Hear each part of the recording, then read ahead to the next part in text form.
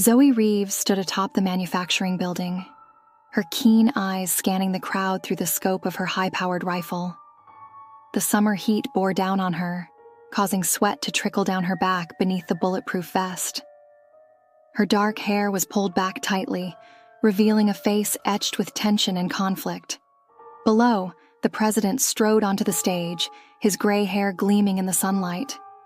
His charismatic smile belied the policies Zoe despised, policies she believed were tearing the country apart. As he began to speak, his voice booming through the speakers, Zoe's finger twitched near the trigger guard. Suddenly, movement caught her eye. A figure in the crowd, dressed in nondescript clothing, was pushing forward with purpose. Zoe's training kicked in, and she tracked the individual through her scope. Her heart raced as she noticed the telltale bulge of a concealed weapon. Time seemed to slow. Zoe's mind whirled with conflicting thoughts.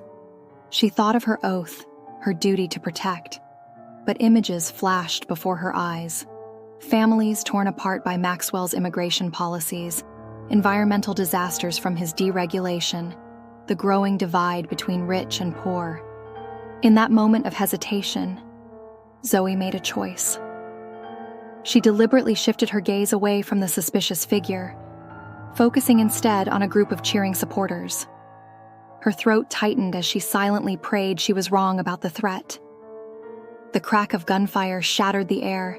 Screams erupted from the crowd as the president stumbled backward, crimson blossoming across his crisp white shirt. Chaos erupted as Secret Service agents swarmed the stage, but it was too late. The president collapsed, his life ebbing away on the platform he'd used to spread his divisive message. Zoe's stomach lurched as the full weight of her inaction hit her. She quickly disassembled her rifle with shaking hands, shoving it into her case. As she fled the rooftop, her mind raced with plans of escape, of disappearing into the wind. But fate had other plans. 3 days later, Zoe found herself zip-tied to a chair in a dimly lit warehouse. The stench of mold and rust assaulted her nostrils as she struggled against her bonds. Her captors emerged from the shadows, a motley crew of hardened individuals led by a woman with a jagged scar running down her left cheek. "Zoe Reeves," the woman said, her voice gravelly. "Former Army Ranger, decorated sniper, and now a traitor to your country." Zoe spat blood onto the concrete floor. "Who the hell are you people?" The scarred woman smiled, revealing a gold tooth. "We're the ones who've been pulling the strings all along. Government, opposition, it's all a puppet show, and we hold the strings." She leaned in close, her breath hot on Zoe's face. "We've been watching you, Zoe. We know about your hesitation during the rally, and now we have a proposition for you." The woman laid out their offer, a Faustian bargain that made Zoe's blood run cold, help them eliminate key political figures, further destabilizing the country, or watch as they systematically destroyed everything and everyone she loved. To drive home their point, they showed Zoe live video feeds of her parents' home, her sister's workplace, even her ex-boyfriend's apartment. The message was clear. They had the reach and the ruthlessness to follow through on their threats. With a heavy heart and self-loathing coursing through her veins, Zoe agreed to their terms. The next few months were a blur of violence and regret. Zoe found herself traversing the country, her sniper skills put to use in ways she'd never imagined. With each pull of the trigger, another piece of her soul seemed to wither and die. She eliminated a progressive senator in Oregon, her bullet finding its mark as he gave a speech on climate change. In Texas, she took out a conservative governor during a fundraising gala, the champagne flutes shattering as chaos erupted. Each mission left her feeling more hollow, more disconnected from the person she once was. But as Zoe carried out these brutal missions, she began to piece together the larger picture. Overheard conversations, encrypted messages left carelessly visible, patterns in the targets. It all pointed to a horrifying truth.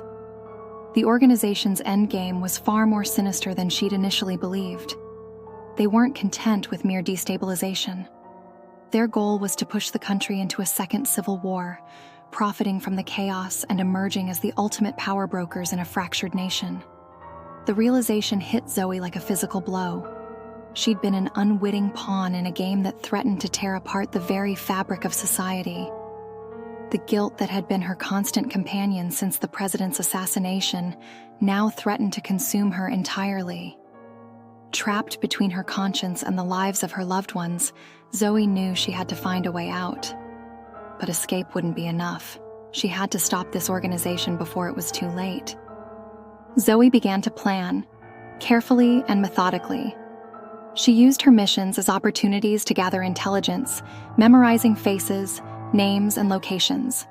She created dead drops of information, encrypted and hidden in various cities across the country. As the months wore on, the nation's situation grew increasingly dire. Protests turned violent, political divisions deepened, and whispers of secession grew louder. Zoe could see the threads of society beginning to unravel, and she knew her window of opportunity was closing. Her chance came during a mission in Washington, D.C. The target was a moderate congressman known for his ability to bridge partisan divides.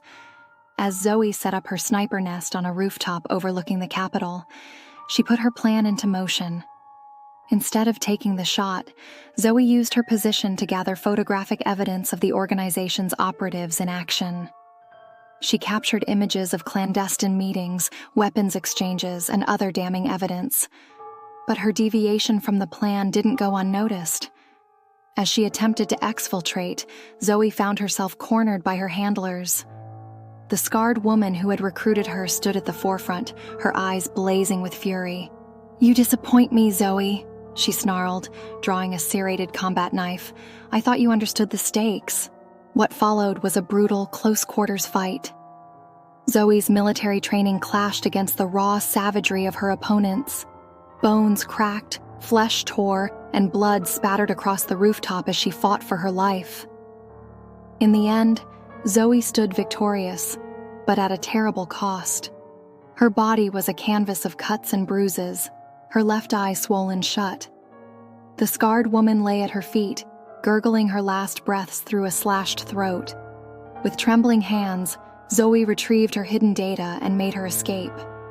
She had the evidence she needed, but she knew it wouldn't be enough to simply turn it over to the authorities. The organization's tendrils reached too far, its influence too pervasive. Instead, Zoe made the decision to go public in the most dramatic way possible. She hijacked a national news broadcast, using her technical skills to override the signal.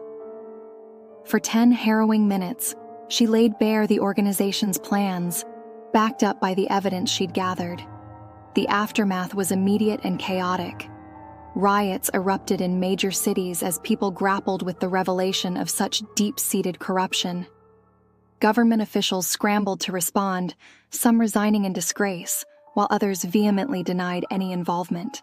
As for Zoe, she knew her fight was far from over. She had become the most wanted woman in America, hunted by both the remnants of the organization and a government eager to bury its complicity. In the end, Zoe found herself alone on a rain-slicked street in a nameless city. Her hair was now cropped short and dyed a nondescript brown. Dark circles underscored her eyes, testament to nights spent looking over her shoulder. As she walked, a news broadcast from a nearby television caught her attention. The anchor spoke of ongoing investigations, of a nation struggling to come to terms with the attempted coup. But beneath the surface, Zoe could see the signs that the organization's work lived on. The divisions remained, the mistrust lingered. Zoe realized then that her journey had only just begun. She had prevented the worst-case scenario, but the roots of the conflict ran deep. As she disappeared into the rainy night, Zoe steeled herself for the long fight ahead. She had started this with an act of betrayal, and now she would spend the rest of her life trying to make it right. The rain washed away her tears as she walked, a solitary figure bearing the weight of a nation's fate on her shoulders. In the distance, sirens wailed, a reminder that in this new world she had helped create, peace would always be just out of reach.